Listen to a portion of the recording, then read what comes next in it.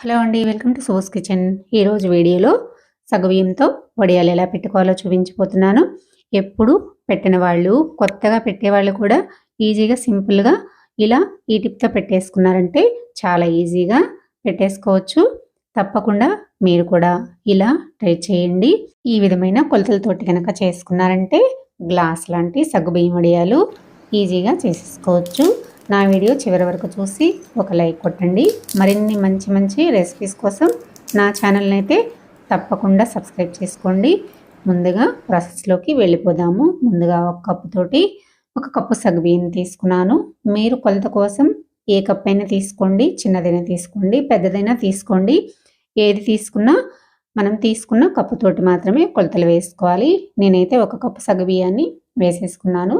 అదే కప్పుతోటి ఒక cup water వేసుకొని సగ్గుబియ్యం పైన డస్ట్ అంతా ఉంటుంది కదా, ఆ డస్టు పోయేలాగా ఇలా కలిపేసుకొని వాటర్ని అయితే వంపేసుకోండి. ఈ విధంగా వాటర్ని వంపేసుకున్న తర్వాత మనం ఏ కప్పు అయితే తీసుకున్నామో అదే కప్పుతోటి 2 కప్పుల వరకు వాటర్ వేసుకోండి. ఇలా వాటర్ వేసుకున్న తర్వాత సగ్గుబియ్యము రాత్రంతా నానబెట్టేసుకోవాలి. మనం పొద్దున్నే వడియాలు పెట్టేసుకుంటాం కదా, రాత్రంతా నానబెట్టేసుకుంటే సరిపోతుంది. ఇలా మూత పెట్టేసి పక్కనైతే పెట్టేసుకుందాము. మీకు పొద్దున్నే చూపిస్తున్నాను. చూసారు కదా, సగ్గుబియ్యం అయితే బాగా నానిపోయి ఇలా మెత్తగా సాఫ్ట్‌గా అయితే అయిపోయినాయి. ఇప్పుడు ఈ సగ్గుబియ్యం బౌల్‌ని ఒక పక్కనైతే పెట్టేసుకొని పెద్ద గిన్నె ఒకటి తీసేసుకోవాలి. మనం ఏ కప్పుతో అయితే సగ్గుబియ్యాన్ని తీసుకున్నామో అదే కప్పుతోటి 4 కప్పుల వరకు వాటర్ వేసుకోండి.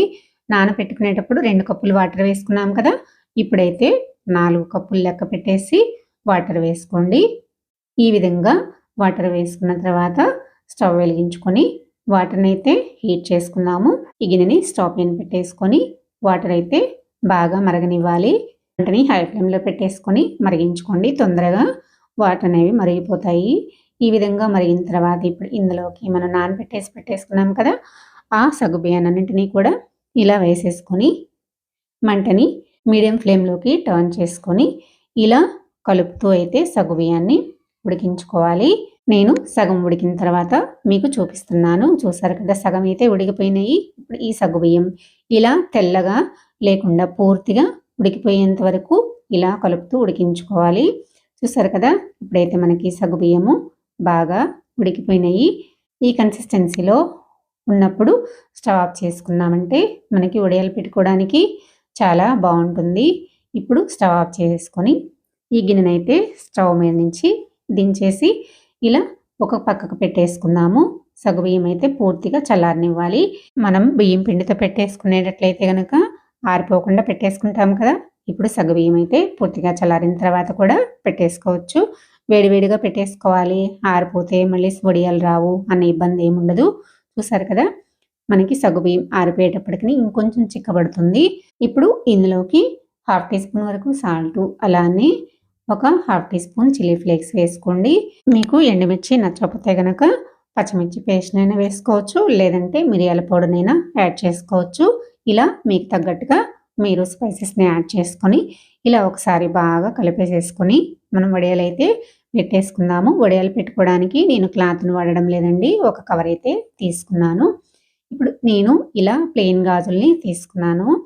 మీరు చెంకి ఉన్న గాజులు అలాంటివి తీసుకోకుండా ఇట్లా ప్లెయిన్గా ఉన్న గాజులతోటి ఒకటే సైజు గాజులు తీసుకున్నారంటే మనకి వడియాలు అనేవి సేమ్గా వస్తాయి. సైజ్ కూడా ఒకటే రకంగా రౌండ్గా వస్తాయి. చూడటానికి కూడా చాలా బాగుంటాయి. ఈ విధంగా ఈ చిన్న టిప్ తోటి పెట్టేసుకున్నారంటే వడియాలన్నీ ఒకటే సైజులో సేమ్గా ఉంటాయి. తప్పకుండా ఈ టిప్ నచ్చితే మీరు కూడా ట్రై చేయండి. ఇంతకుముందు వీడియోస్లో బియ్యం పిండితో వడియాలు, అలానే సగ్గుబియ్యం ఉడకబెట్టకుండా చేసిన వడియాలు అప్లోడ్ చేశాను. అవి కూడా తప్పకుండా చూడండి. ఈ విధంగా పెట్టేసుకున్న తర్వాత వీటిని ఎండలో అయితే ఒక రోజంతా ఎండబెట్టేసుకోవాలి. మనం ఫ్యాన్ కింద ఆరబెట్టేసుకునేటట్లయితే కనుక 2 రోజులు పూర్తిగా ఆరబెట్టేసుకున్నామంటే బాగా డ్రై అయిపోతాయి. నేనైతే ఎండలో ఎండబెట్టేసుకున్నాను. చూసారు కదా, ఈ విధంగా ఎండబెట్టేసుకున్నాను కాబట్టి పూర్తిగా బాగా ఎండిపోయినాయి.